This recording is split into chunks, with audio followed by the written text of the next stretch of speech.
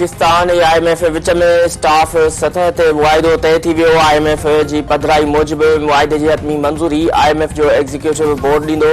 नए मुआहिदे तहत पाकिस्तान खे 37 महीननि दौरान 7 अरब अमरीकी डॉलर मिलंदा। प्रोग्राम में मालियाती ऐं मॉनेटरी पॉलिसी खे मज़बूत करण, टैक्स जी बुनियाद खे वधाइण जा क़दम शामिल आहिनि। कर्ज़ प्रोग्राम पाकिस्तान में मुआशी इस्तेहकाम जो सबबु बणिजंदो। गुज़िरियल हिकु साल दौरान महांगाई घटिजी, पाकिस्तान जा परॾेही मटासटा जा ज़ख़ीरा बहितर थिया ऐं मुआशी इस्तेहकाम खे हथी मिली आहे।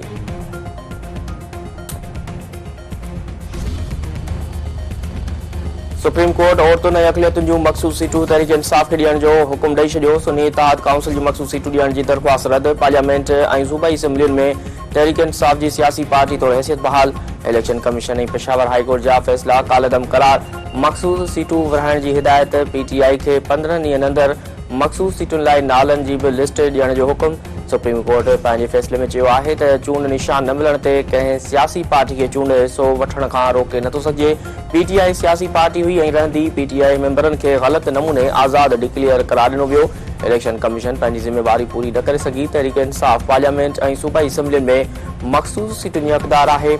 आइन तहत सुन्नी इत्तेहाद काउंसिल मख़सूस सीटूं नथी कटे सघे।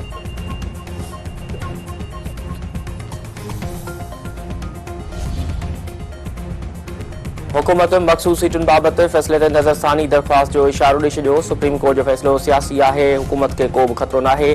अञा बि 209 मेंबरनि जी हिमायत हासिल आहे। रिलीफ लाइ सुन्नी इत्तेहाद काउंसिल अदालत वई, पर सीटूं वरी तहरीक इंसाफ़ खे ॾिनियूं वयूं आहिनि। सुप्रीम कोर्ट जे फ़ैसिले केतिरनि ई सवालनि खे जनम ॾिनो आहे। आज़म नज़ीर तारड़ सुप्रीम कोर्ट जे फ़ैसिले ते नज़रसानी दरख़्वास्त दाख़िल करे सघिजे थी। अहिड़े क़िस्म जा फ़ैसिला मुल्की मफ़ाद तहत न हूंदा आहिनि। अदालती फ़ैसिला आम माण्हुनि जे सम्झ में अचणु घुरिजे।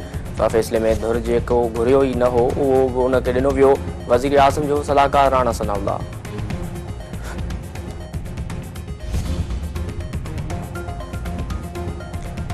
सिंध जे सीनियर वज़ीर शजील इनाम अहमद चयो आहे त सुप्रीम कोर्ट जे फ़ैसिले सां मुंझारा पैदा थिया आहिनि। लाडले खे रिलीफ मिलियो आहे। फ़ैसिले में गुड PCU जी झलक नज़र अची रही आहे। लाडले जी मर्ज़ी न, पर आइन ऐं कानून तहत फ़ैसिला थियणु घुरिजनि। अदलिया जे फ़ैसिलनि जो सभ खां वधीक नुक़सान PP खे थियो। इलेक्शन कमीशन खे आइन ऐं कानून तहत कमु करणो हूंदो आहे।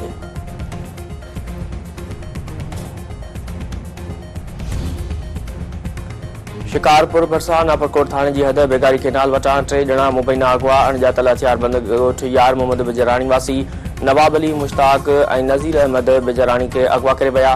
वारसनि जो चवणु आहे त नौजवान करमपुर शहर खां ॻोठ अची रहिया हुआ त रस्ते मां गुम थी विया। ॻोल्हा बावजूद बेगारी केनाल वटि संदन जूतियूं ऐं ॿियो सामान मिलियो। इतला बावजूद पुलिस पहिरो नाहे कयो।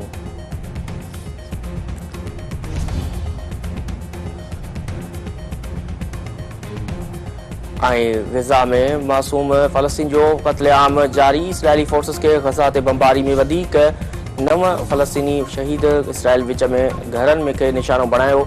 तलल वारे इलाइक़े मां वधीक 70 लाश त 50 ॼणा गुम।